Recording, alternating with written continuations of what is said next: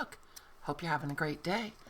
I am here with the Friday freebie for April 26, 2024. And here it is.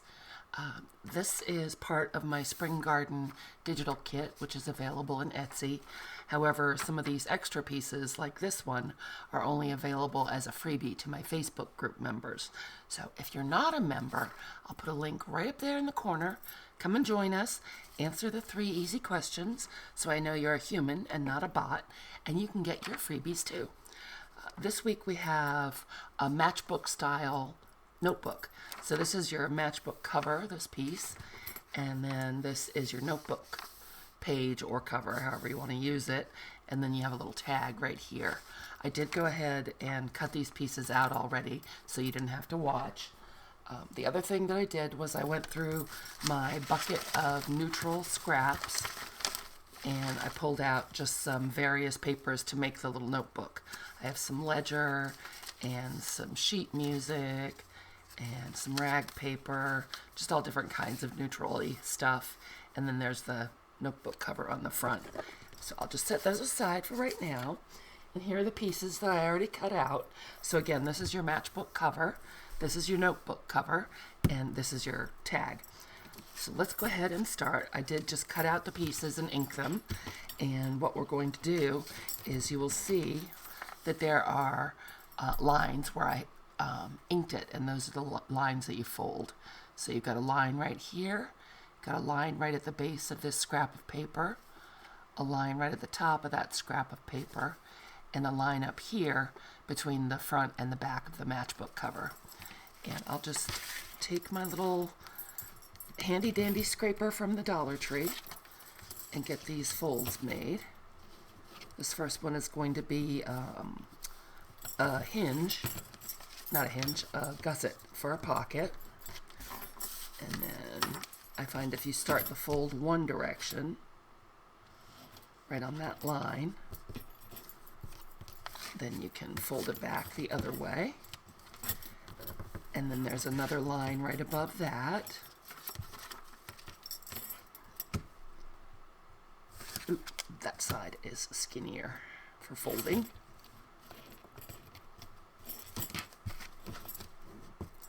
And then we have the one right up here at the top. Line that right up. There we go. And these are hand-drawn, you guys, so you may have to do a little trimming or something. If something goes awry, you know how it is. So let's go ahead and burnish that down. That's our cover. And then we start down here.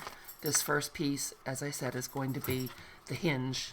Why do I keep saying hinge? The gusset for our pocket. So we can take our art glitter glue or whatever kind of glue you want to use and cover that up. We're just going to fold that up to make a little pocket. Make sure that's good and stuck.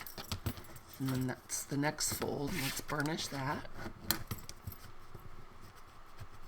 Okay, and that is going to be where our top folds in. It's what holds our top down. And so I want to glue it.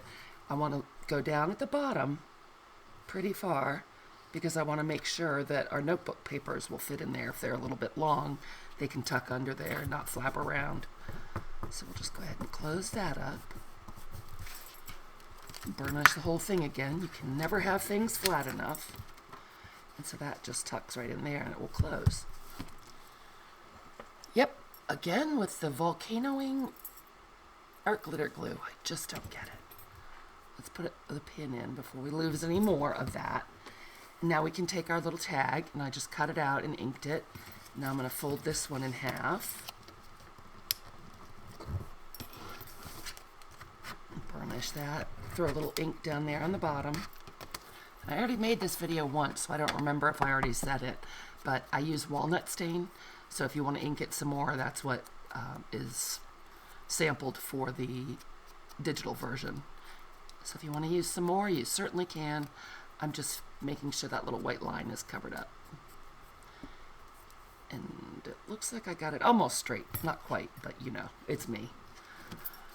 When is it ever completely straight? So open that up. Maybe I'll use my glue stick for this one.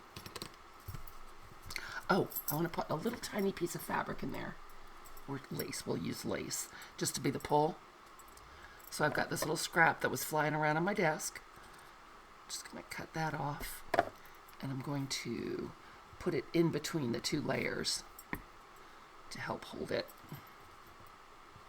Doesn't really matter which side, whatever you like. And now we can glue them closed.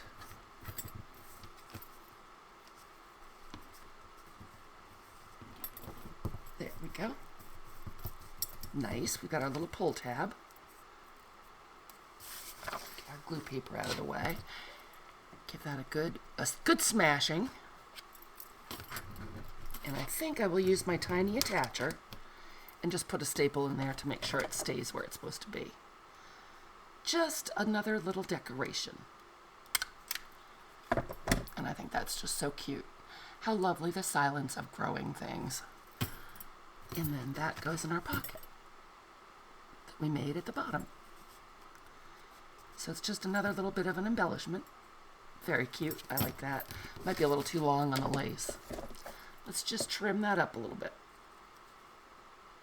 Scale and everything. There we go. I think that's better. Now that we finished the cover, I went ahead and pre-threaded a needle, so you didn't have to watch me do that. I'll get out my stabby mat and my pokey tool. And we'll just put our notebook in lickety-split. Take our pages that we clipped together. Get them right in there where we want them. Make sure everybody's packed right up to that fold. And I think I'll go ahead and clip it. Make sure they're enclosed in there. They are. There's one piece that's trying to wiggle its way out, but I think that'll get it. Now I can just go right on in here and poke holes like a normal signature. I'm only going to do 2. It doesn't need to be, it's not going to get that much abuse. So just go through that first hole.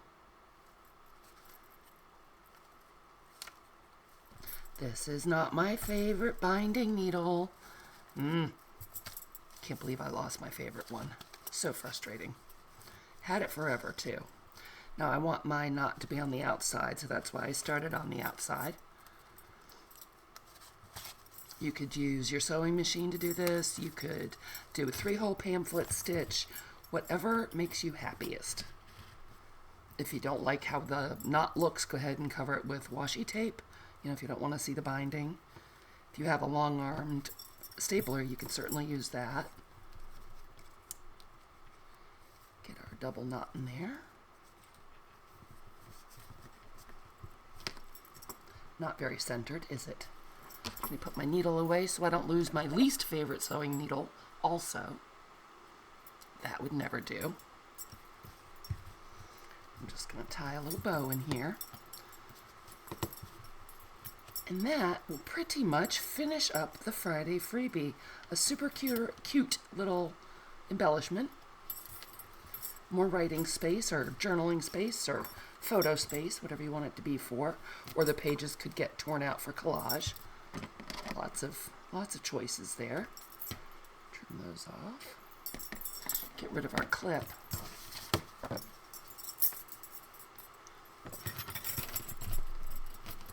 And then all these pages will tuck down behind our pocket that we made at the bottom. Might have put a few too many pages in here, but that's okay. It'll work. So those all get tucked in there, and then the cover can close.